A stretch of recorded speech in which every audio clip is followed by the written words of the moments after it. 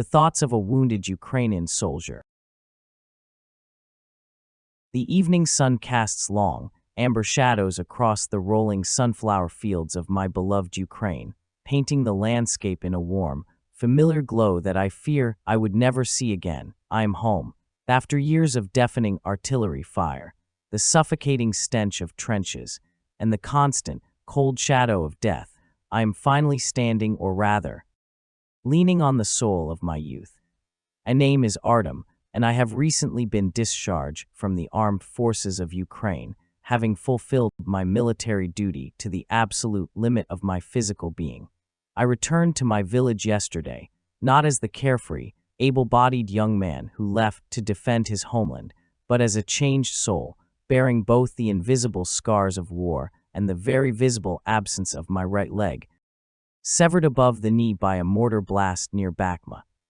Yet, as I sit on the wooden bench outside my family's home, looking out at the horizon, my heart is not filled with bitterness. It is filled with a profound, aching mixture of grief, love, and an indestructible sense of pride. The journey back was a surreal transition from the chaos of the Eastern Front to the fragile peace of Western Ukraine. When the train finally hissed to a halt at our small regional station, the platform was exactly as I remembered it, yet everything in my world had shifted. Getting off the train was my first true battle with reality. Navigating the steep, metal steps with my new crutches, balancing my weight while carrying a heavy duffel bag, felt like climbing a mountain. Every swing of my body was a stark reminder of what I had left behind in the mud of the Donbas. But as my lone left boot touched the concrete platform, the crisp, clean air of home filled my lungs, and I knew the physical struggle was a small price to pay for the right to breathe this air as a free man. The joy of homecoming, however, was immediately met with a heavy, suffocating weight of grief.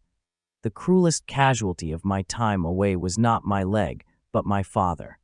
I learned of his passing through a crackling satellite phone call while hidden in a dugout months ago, unable to weep properly, unable to scream, because the enemy was only a few hundred meters away.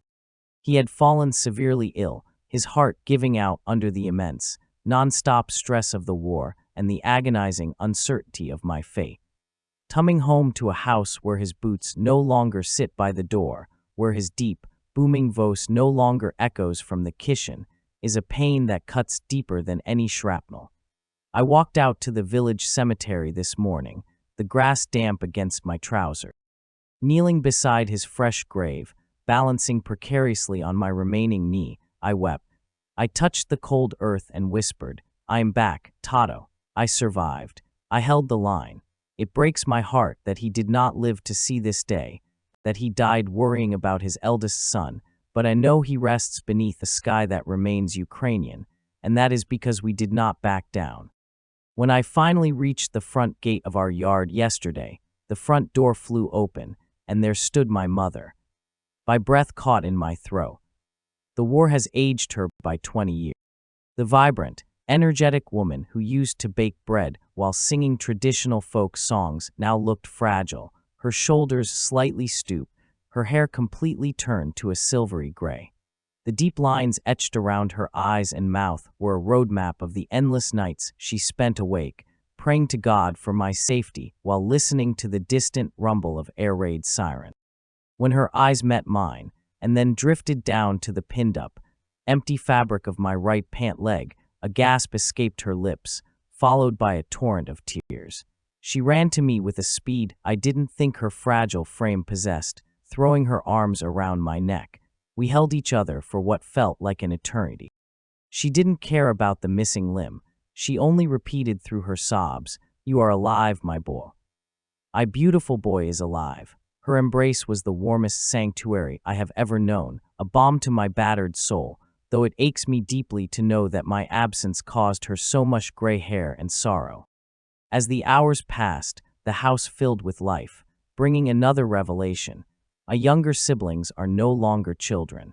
I left behind a little brother who struggled with algebra and a little sister who still played with dolls.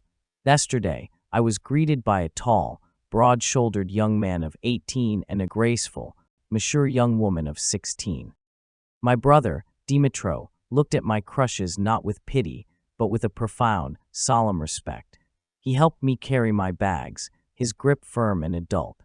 My sister, Olna, quietly sat beside me, holding my hand, her eyes reflecting a deep understanding of the world that no teenager should have to possess, but which this war has forced upon them.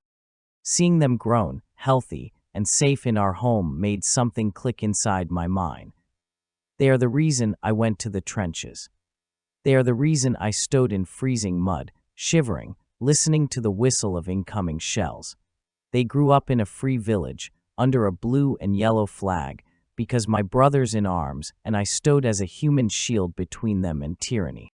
And then there is Anna, my sweet, faithful Anna. Throughout the darkest nights in the trenches, when the cold seeped into my bones and the fear of never waking up grew overwhelming, the memory of her smile was my anchor.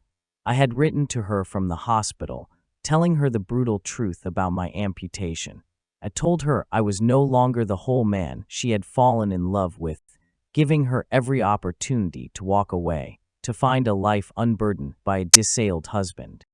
She had replied with a single sentence, "I fell in love with your soul, Artem, not your legs. I will be waiting at the gate."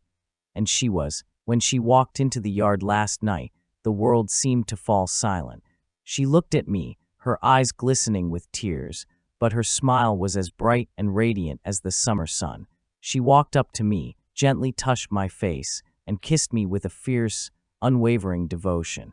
In her arms, the phantom pains in my missing leg vanished. She didn't see a broken soldier. She saw her partner, her future. Her loyalty is a gift I'm not sure I deserve, but it gives me the ultimate strength to face the future without fear.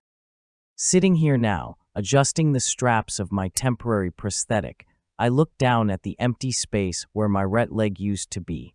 It is a permanent alteration to my life. I will never run through these fields the way I used to. I will face physical challenges every single day, learning to walk again, dealing with public stares, and adapting to a world built for the able-bodied. There will be bad days, days when the trauma of the front line creeps back into my dreams, and days when the grief of losing my father threatens to overwhelm me. But if you ask me if I regret volunteering, if you ask me if the sacrifice was too high, I will look you dead in the eye and say, no, not for a single second. I lost my leg, but I helped save my country. I fought in the forests, in the ruined cities, and on the open plains so that the land of my ancestors would remain free. Every drop of blood I spilled into the Ukrainian soil was an investment in the freedom of my mother, the future of my siblings, and the life I will build with Anna. I am filled with an undeniable, burning pride for the uniform I wore and the flag I fought under. My body is broken, but my spirit is entirely intact. We pushed the darkness back, and we are still here. I am an ordinary Ukrainian soldier, a piece of a great, unbreakable nation. I have returned from the valley of the shadow of death, and though I walk with a limp, I walk with my head held high, ready to rebuild my life, ready to honor my father's memory, and profoundly proud to be a son of Ukraine. Author I Am a U.S. Soldier vlog. Thank for watching.